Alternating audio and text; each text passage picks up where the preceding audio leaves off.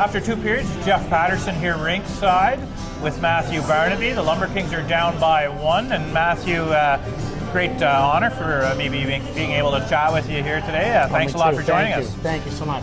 Now, of course, you're keeping an eye on your son's career here. You've had a very busy schedule, and it's a good opportunity to catch up on things. What do you think of the way Junior's playing? I think he's playing well. I think there's always a lot of room for improvement if he's going to make that next step. I think D-zone is a very important thing for him. Offensively, he's very gifted. He has talent. Once he gets stronger, he gets a little faster. That next step shouldn't be that big a thing, but Dale's doing a great job. I have to say, the structure that the team plays with has taught him a lot. Has taught him a lot about the game, and I'm very, very happy with the way not only that he's playing and developing, but also the way that the Lumber Kings are playing. Nice. Now, you obviously have played the game at its most elite level for quite a while. Do you ever fear that maybe you try to give too much advice? Are you one of those dads at the end of a game, or you try to back off a little bit? How does that work? Yeah, it's a great point, because as a parent, you want to be supportive. I think that's the major thing. The coaches are the coaches, parents are parents, and we can sometimes be hard on the kids, and it's a lot easier to coach from the stands. And having been there before, I'm probably a little hard on them, probably a little harder than I should be, and giving him my advice, but I also tell him at the same time, like, it's Dale McTavish is your coach, and you got Roche, and you got all the boys on the bench that are there for you. Right. You have Rhino that breaks down video. Listen to those guys. Do I give my point of view? Absolutely. At the end of the day, all I care about is that he works hard in battles. You're going to make mistakes. You're going to make bad passes. I think I heard in the first period you say he made bad decisions, and he did make one. Passing a puck through the middle of the ice was a terrible, terrible decision. Did he make some good ones? Yeah, he scored a goal. He had an assist. He's had 7 chances to score. So you try to, emphasize those. You try to forget about the bad ones, because you're going to make bad plays, and I understand that. If he works hard, like the Pembroke Lumber Kings, I'm happy, because good things will happen if you work hard. Well, yeah, he's in a good area to learn, right? Yeah. And, I've noticed this season he really started to have some really amazing chemistry with Brendan Brown. Yeah. But now that's shifted a little bit. Of course, there's always line juggling. And he seems to be developing that with camps here tonight. Those two guys are really seemingly bang on tonight, especially having a strong, really strong first period. Yeah. Of course, the Kings are a little bit shorthanded there in the second, and they slipped a little bit. But comment on some of the chemistry you see out there with some of the other teammates of Matthews. Well, I think Brendan Brown and Camps are both Division I hockey players. I think they will find their way and find their way into some schools. I've made calls on both those guys. I think they're both can be valuable D1 players. Brownie's a shooter. He's a good skater, and he finds his game. They have good chemistry, and at times you find chemistry, you also lose it along the way, and it's important for a coach to be able to tinker with your lineup and find guys along the way. Camps is a totally different player than Brendan Brown. He's a big, strong guy, a very hard skater, very physical, and goes to the net, and that's where he's going to score his goals. One's a left-handed shot, one's a right-handed shot, but both will be very successful. So Dale's done a good job at tinkering, and when things go well, you keep things the same. When you lose a game, maybe you change things up, and their power play has struggled.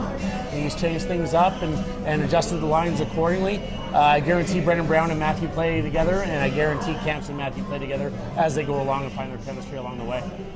Now, you're obviously many years of service with the Buffalo Sabres. Yeah. How much do you pay attention to that? I know you're doing a lot of work in media now, and I guess you have to have your kind of head about a whole different amount of subjects, right? Are you still pretty keyed into the Sabres' progress these days? Not. I mean, am I heated? I watch every team, and it's different than covering one team, say working for the Sabres or working for the Lumber. Whatever team you work for, if you just work for one solid team, you concentrate 95% of your efforts on that one team. When you cover a league in general, everyone gets equal playing time. Obviously, being in Ottawa, it's simple. I hear about that, but Buffalo Sabres, I follow them closely. I follow all the teams and players and coaches that I love very closely and enjoy watching play a little closer than the others. Buffalo's on the right track. Are they there yet? Are they a playoff team? Absolutely not. They're a good young hockey team that has a lot of holes. Once they fill those holes, they'll be a contender. Now, Matthew, you've been known throughout your career never to back away from a comment or two during your playing days and, of course, your post-playing days. We talked a little bit about the officiating here in the CCHL. Now, in Canada, this league is known for having kind of a strict standard of officiating, maybe give a few more penalties than most leagues in Canada. Maybe a few comments on the officiating, because I know you've been frustrated with it a little bit lately. I have been. I'll never let my comments go unnoticed, and that's just the way I am, and I stand by those. I was in Smith Falls, and I thought it was absolutely putrid. I thought it went one way and one way only.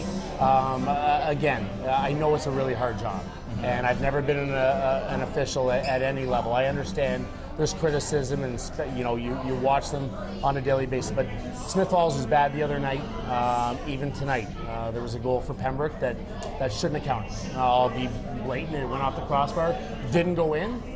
But when you don't have review, it's a tough thing to say. And I'll say to my friend Geoff from Sportsnet, that's why we have review. But you know what? Always things seem to equal out. There was one in Kemple earlier on in the year where Matthew scored, it went in the net. It was disallowed. So maybe we're 1 for 1. Maybe things do even out. I just like to see them, let them play the game at the same time.